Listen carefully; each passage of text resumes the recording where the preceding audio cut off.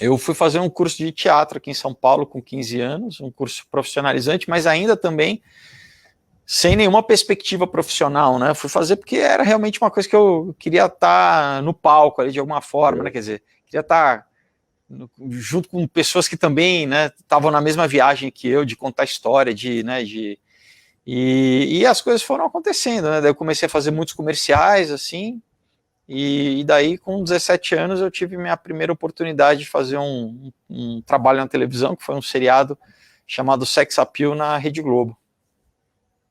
Muito legal, inclusive está aqui, eu ia perguntar justamente sobre isso. E logo veio a novela Olho por Olho, se eu não me engano foi em 93, 94, onde você fez o protagonista, o Aleph. E eu lembro que foi uma novela que marcou até certo ponto, porque trazia toda aquela questão tecnológica, trazia aquela questão justamente dos jovens que estavam ali, né, que interagiam entre eles. Você ali era superdotado ali de alguma capacidade, né? Gostaria que você recordasse um pouco como é que surgiu. Vamos começar por aí. Como é que surgiu, primeiramente, o convite para você já, logo depois do Sex Appeal, estar entrando em Olho por Olho? Então, o diretor e o autor eram os mesmos, né? O autor era o Antônio Calmon, que já, né, é um cara que, vamos dizer, começou com essa questão de cultura pop na televisão, né? Então, nos anos 80 ele tinha feito um seriado chamado Armação Ilimitada, que eu assistia, que eu era fã. Depois ele fez novelas como Top Model, Vamp, né? Então, ele já era um cara que fazia umas novelas diferentes, assim, né? Que tinha esse elemento de cultura pop. E o Ricardo Waddington, que foi, né, que foi a primeira novela que ele dirigiu, né? Ele já tinha... vamos dizer, a Sex Appeal foi a primeira direção geral dele, né? E daí o Olho no Olho foi a primeira novela que ele dirigiu, né? Direção geral. Então, assim, porque eles, né, gostaram do meu trabalho no Sex Appeal e teve também uma repercussão boa de crítica na mídia e tal. Eu fazia no Sex Appeal um drogado, né? Um personagem bem dramático, assim, ele era viciado em heroína, mas olha só que interessante, ele fazia quadrinhos, né? É engraçado, né, a vida como é, né? Então ele fazia quadrinho e tal, e o Antônio Calmon, ele tinha esse núcleo, né, da história, ele tinha se inspirado no filme Rocco e seus Irmãos, do Visconti, né, o cineasta italiano, um filme incrível. Enfim, e o pessoal gostou, né, gostaram do meu trabalho e em seguida me convidaram, né, para fazer esse personagem que, novamente, né, para mim era também ainda novidade, porque apesar de já ter feito a minissérie passa mais tarde, né, ainda para um público um pouco mais velho, assim, e diferente de uma novela das 7, que é, ainda mais naquela época, né, que não tinha internet, não tinha TV a cabo, era muito concentrada a audiência, né, então todo mundo assistia. E para mim foi, né, ser um personagem um protagonista de uma novela das 7, realmente tinha uma questão da mídia muito grande, assim, né, de muita exposição. Então foi uma surpresa, mas foi uma época que estava no começo dessa programação também para jovem. A MTV estava começando, né, a internet estava começando, né, então era vamos dizer, um momento em que o pessoal estava focado em, de repente, em produzir mais conteúdo para jovem, para adolescente, né? Então, foi meio nisso, né? Foi uma coisa meio geracional e, né, é engraçado que até hoje eu encontro muito, né, porque já tem, né, quase 20 anos, aí eu encontro muito, não, imagina, quase 30 anos, né? Eu encontro muito adolescente e mais, né, já 20 e poucos anos, que chama Aleph, que a mãe deu o nome do personagem por causa da novela, né? Então eu falo, caramba, teve realmente um impacto, assim, né?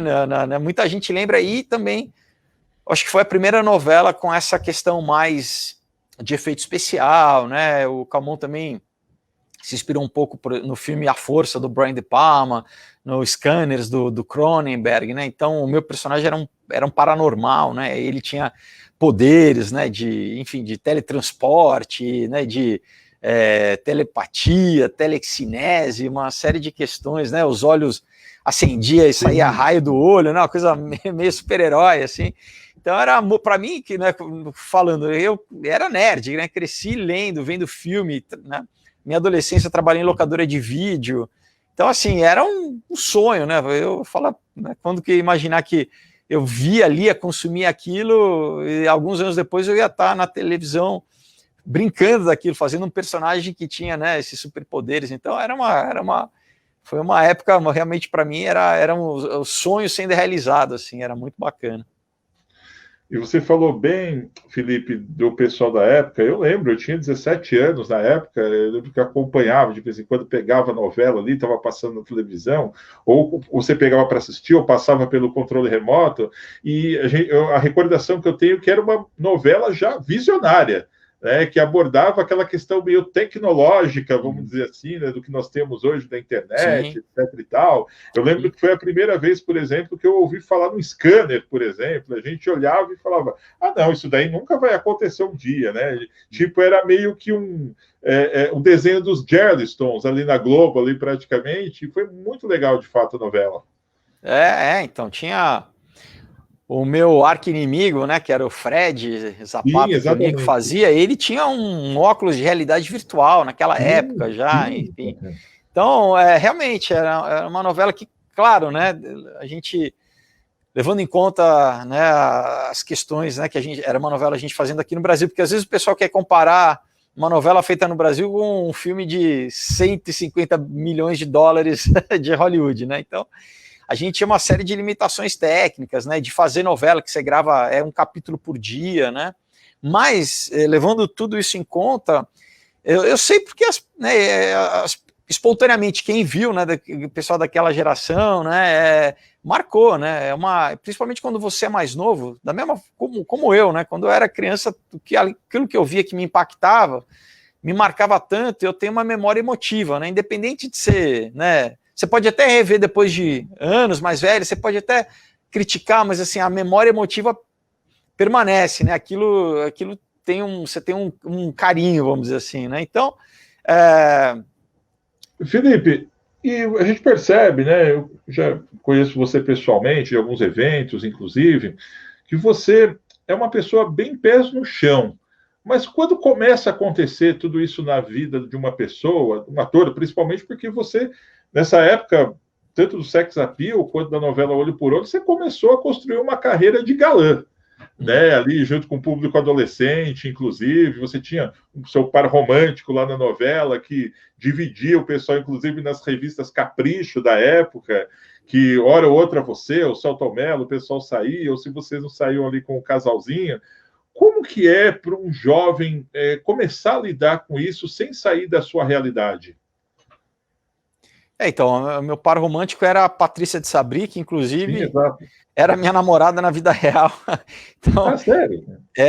e até assim, né, a gente era jovem, né, até a gente não tinha muita maturidade para lidar com isso, acabou atrapalhando o nosso namoro, mas são coisas que você tem que aprender a lidar conforme você vai fazendo, né, porque aquela coisa, né, tem escola de teatro que você aprende, né, a interpretar e tal, história da arte. Agora, como lidar com essas questões, ninguém te ensina, né? Você aprende, né, na prática, vivendo, ou de repente, né, eu sempre procurava ficar próximo dos atores mais experientes, né, conforme eu ia trabalhando com as pessoas que já tinham anos de carreira, para, né, ouvir assim, como que é o dia a dia, né, como é que é a vida, né, do ator, como é que você lida com as questões, se lida com, né, por exemplo, com a expectativa das pessoas muitas vezes, né?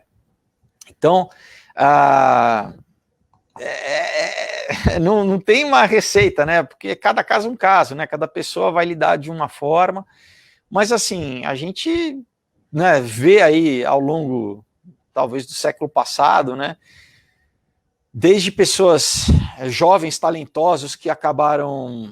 né, você tem todo aí um James Dean, toda uma história, né, desde passando por Merlin, Kurt Cobain, né, Amy Winehouse, assim, como essa exposição realmente é uma coisa difícil de se lidar, e claro, né, é que muitas vezes essas pessoas, né, super talentosas, assim, e que acaba tendo uma tragédia, marca mais no inconsciente coletivo das pessoas do que quem sabe lidar com isso, né? Mas, por exemplo, né, eu citei o Tony Ramos, era um cara que, né, que eu era fã, né, assistia várias novelas, e de repente eu estava trabalhando com ele, e era um cara que sempre soube lidar muito bem com essa questão, né, de ser um bom profissional, de ser, né, um cara reconhecido, querido pelo público, e preservar a família dele, né, ter não se envolver com, né, sei lá, né, com fofoca, com escândalo, né. Mas é isso, existe uma indústria, né, também que vive disso e, na verdade, acaba até, de certa forma, beneficiando, né. Mudou muita coisa, né, hoje é tudo mídia eletrônica, mas na época, né, você citou algumas revistas, você tinha as revistas de, né, Contigo, Queria, tinha uma outra, Amiga, enfim, essas revistas que elas viviam de comentar não só as novelas, mas a vida dos atores, né, então, eu lembro que às vezes o pessoal inventava coisa, né, tipo, você tá namorando tal atriz, assim, porque era uma indústria, eles precisavam criar notícia, entendeu? Mesmo era que não fake fosse. News da época. Entendeu? E de repente, até você entender que fala assim, pô, mas peraí, isso aqui não é mentira, né?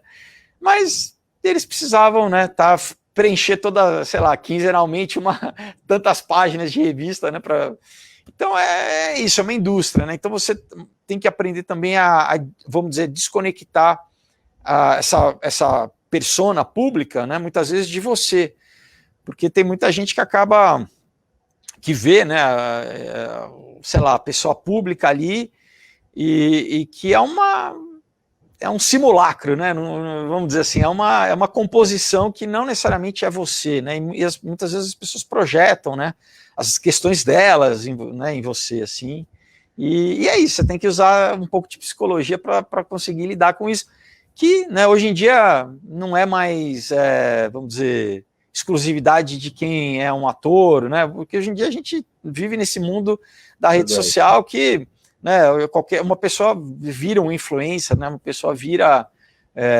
né, no Instagram, né, então, é isso, né, hoje a gente vive uma cultura hoje que realmente, a cultura toda, né, essa cultura tem alguns filósofos, né, que, por exemplo, que já tratam disso, né, Baudrillard falava, né, essa cultura do espetáculo, sociedade do espetáculo, né, enfim. Obrigado, Felipe. Eu que agradeço, Luiz, foi muito bacana, né, o papo, espero que o pessoal em casa aí tenha gostado também, te agradeço e claro, né, quando a gente tiver novidade aí, a gente traz. É isso aí, pessoal. Esse, então, foi o bate-papo com o ator Felipe Fogosi aqui na página do Fato Notícias. Não deixe, é claro, de curtir a página e também se inscrever lá no nosso canal Telamix no YouTube. Um grande abraço e até breve.